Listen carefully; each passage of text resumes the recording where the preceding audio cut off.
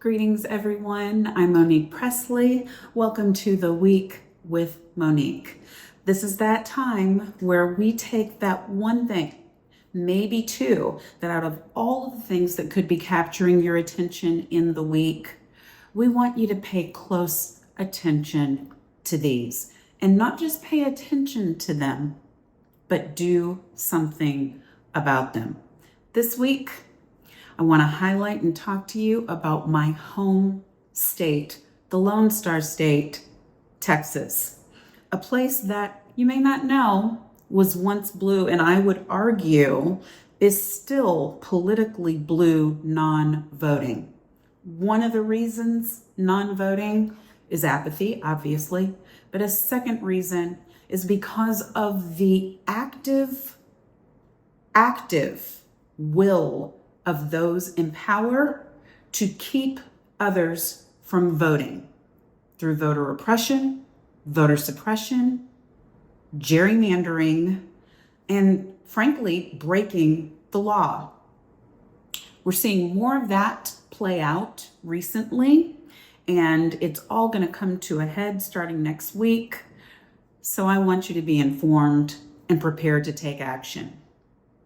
On July 7th, just a few days ago, Harmeet Dillon, who's the Assistant Attorney General of the Civil Rights Division of the U.S. Department of Justice, reminder, this was the division that in prior administrations, including most recently where it was headed by our dear sister, Kristen Clark, this is where they did things to ensure that civil rights laws were enforced and to punish those who did not enforce them. But now it's led by Harmeet Dillon, and he sent a letter to Texas Governor Greg Abbott and to Attorney General Texas Ken Paxton on July 7th, in which he expressed the DOJ's concern regarding the constitutionality of 4 Texas congressional districts. It's Texas 9, Texas 18, Texas 29, and Texas 33. The letter alleges these districts are quote unquote coalition districts, meaning they were drawn by combining 2 or more racial minority groups to form a majority, and that this constitutes unconstitutional racial gerrymandering. Dillon urged the state to redraw these districts to rectify the alleged race-based considerations, warning that failure to do so could result in legal action by the Attorney General. Now, there are many reasons why this is rich, many reasons why this is a farce, but in response to the letter and pressure from the Trump administration, Governor Abbott has included redistricting on the agenda for a special legislative session, which is scheduled to begin on July 21st, 2025. That's right, 2 days from now, this Monday, that special session is scheduled to begin. And this has been added at the urging of the DOJ, which is now just an arm of the president and the White House. The stated purpose of the session is to create a revised congressional redistricting plan that addresses the constitutional concerns raised by the DOJ. Now, as I said, there are many reasons why this is rich, many reasons why this is a farce. And if you don't know what gerrymandering is and understand the difference between gerrymandering and redistricting, I'm going to tell you, and then we'll get back to the reasons why it's rich. Redistricting is not a bad thing. Redistricting is defined as the process of redrawing the boundaries of electoral districts, such as those for the U.S. House of Representatives, state legislatures, and local governments to account for population shifts and ensure equal representation. It happens after each decennial census to reflect changes in population distribution within a state or jurisdiction. You can understand why that matters, right? You have an increase in population or a decrease in population. You have people who move from one area to the next. You need to divide or organize the area into new political districts, new school districts to ensure that everybody is represented and that the organizational structure, the divisions are appropriate, equal where possible, but balanced so that you don't have 1 million, 2 million more people being represented by one congressional district member than the other. That's not the way that it should be happening. So redistricting is what is done in order to fix that. And in some states, it's done by unbiased, impartial, apolitical, appointed organizations. And in others, like Texas, it's done by votes of legislature at the impetus of the governor, the state attorney general, or in this instance, the president and his henchman, Mr. Dillon. And the reason why that's problematic is because depending on who's in power, depends on how they decide to redistrict. And when they redistrict in a way that is specifically targeted toward a particular result, that's when redistricting becomes gerrymandering. Gerrymandering is defined as the process of manipulating the boundaries of an electoral constituency so as to favor one party or a class. It is the practice of doing so in order to make sure that Republicans are in power, Democrats are in power, and there's often racial implications to the actions that are being taken. It results often in oddly shaped districts and unfair election outcomes.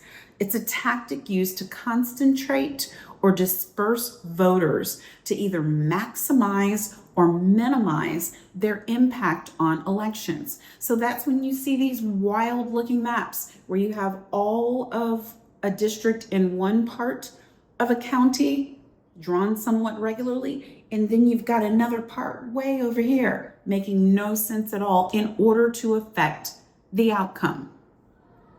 Where has that been happening? Where might you say is there active litigation about such things, which makes Mr. Dillon's letter and the governor's response such a farce, such a joke, such a kind of wicked, evil, demonic plan?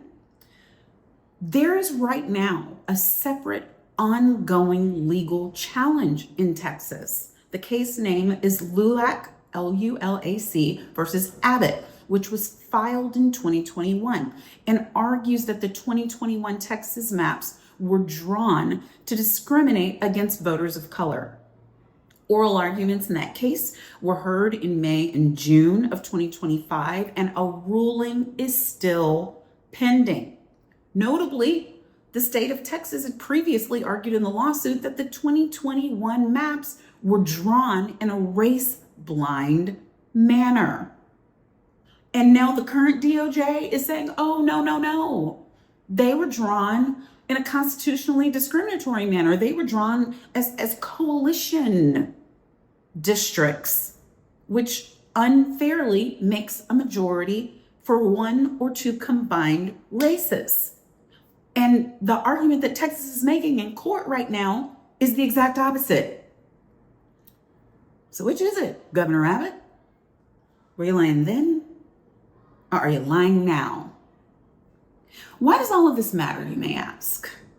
Well, for one thing, one of the districts that is involved is the district that once was represented by Congresswoman Sheila Jackson Lee. Before that, Congressman Craig Washington. Before that, Mickey Leland. Before that, Barbara Jordan. Most recently, Congressman Sylvester Turner ran for and won that office and then died shortly thereafter. And this entire time that they've been having this fight, the congressional district has remained absent a member. Millions of people not represented. Why? Because Governor Abbott refused to hold the special election as soon as he was able to, and instead decided to wait and have it in November. So when you've been seeing those critical votes in the House of Representatives, such as the big ugly bill that just took away millions and millions of people's Medicaid and other services that are critical to survival, and it was by one vote. That one vote was in the state of Texas and kept at bay by the actions of the governor. So what we need you to understand is that every single one of these actions is connected. Finally, what I want you to understand is this. When a president is failing miserably, when everything that he promised is not happening the way we're seeing the Trump administration right now, when even the base, even MAGA, is in question and eroding support based on the conspiracy theories that were used to drag them to the polls, turning out to all be false, go figure. It's obvious from these actions that they're looking to steal the midterms that they know they will otherwise lose. It's obvious from these actions that they are gaining water and drowning. It's obvious from these actions that people are waking up, that support, even in the firmest of the base, is waning, everybody for their own reasons, and that our actions in protest, our actions in speaking out, our actions in registering voters, our actions in holding our elected officials to account are working. Is it hard right now? Absolutely. Is it rough? 100%. Are we in jeopardy and losing critical services in Department of Education, in Medicare and Medicaid, all over this country? And are we, quite frankly, being led by a madman? All those things are true. However, it is not time to give up, because every sign, even the ones where we have to fight like now, even the ones where they're coming after congressional districts that are led by CBC members, that are led by members of color, that represent millions and millions of people of color in Texas, the state that has more Black people than any place else in this country. Yes, we need to act now. Yes, we need to speak out, whether you live in Texas or not. But we also, I say, need to find some courage and be encouraged, because what we are doing in order to stand for democracy and stand against dictatorship and totalitarianism is working. Now's not the time to give up. Now's the time to lean in. That's all I have for you this week. Look forward to talking to you again soon. If you're not subscribed to my YouTube channel, please do, the Monique Pressley channel, and keep coming back here once a week, where we not just try to make it make sense, but try to drill down to the things that really matter so that you can be awake and aware and take action. Talk to you soon. Until then, stay safe out there. Thanks everyone for watching. Your support means the world to us. So make sure you hit the like button and you subscribe to our channel to make sure that you never ever miss a video. We're live every day, 10 a.m. Eastern time. We drop even more content at 2 p.m. Eastern and 5 p.m. Eastern. And if you want more Don Lemon Show content, we'd love for you to become a member of the Lemon community, where you will receive access to special community posts. You'll get exclusive content and members-only live shows. So head over to our channel page or click the join button on this video. Again, thank you for watching. We appreciate your love and your support, and we will see you next time.